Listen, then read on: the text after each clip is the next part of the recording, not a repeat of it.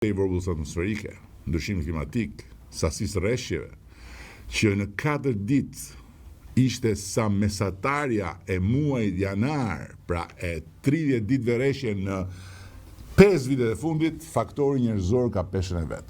Ka peshën e vet për mirë ose për keq. Njësoj siç edhe infrastruktura ka peshën e vet për mirë ose për keq. Jo për t'i ndalur, por për t'i bërë më të kontrollueshme këto masa të jashtëzakonshme rreshjesh, dëbore dhe prurjesh.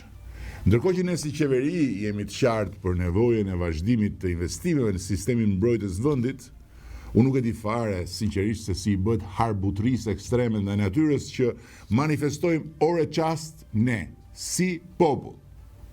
Po, troç, ne si popull. Prurjet marrëmendëse të plastikës nga lumej në të raste janë të frikshme, janë të neveritshme, janë kriminale në kuptimin e plot të fjalës. Hedhja rrugëve, shisheve dhe qeseve plastikës, ishte ky vend jo atë dheu yni përbashkë për një kosh plerash në një territor që s'na përket, me cilin s'kemi lidhje. Kudo ku na teket, lëshojmë si lopa bajgat, mbeti dhe konsumit ton, është diçka që e mbulon tamam me bajga, flamurin e pavarësisë sonë si shtet. Librin e historisë përpjekjeve tona shekullore si kom për të jetuar në shtetin ton.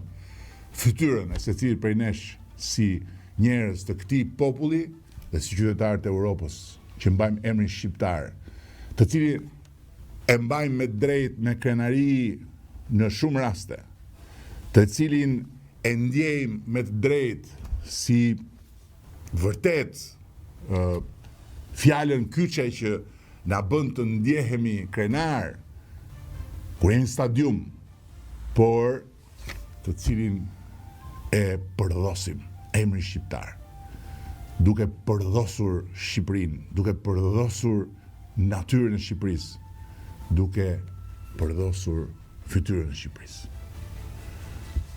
Ne si qeveri dhe si shumicë popullore, sidoqoftë nuk do të dorëzohemi. Dhe do dalim më tej me masa të reja kundër kësaj fuqie të errësirës në trurin ton si milet, duke rritur përpjekje për sensibilizim, për informim, po dhe për ndëshkim, po ashtu. Por në të gjitha rastet është e domosdoshme që gjithë secili të ftillohet, sepse kjo që ndodh dhe ajo që i bëjmë ne Shqipërisë duke hedhur një shishe plastike apo duke hedhur një qese plastike në rrugë, ka vetëm një fjalë që e përkufizon: krim.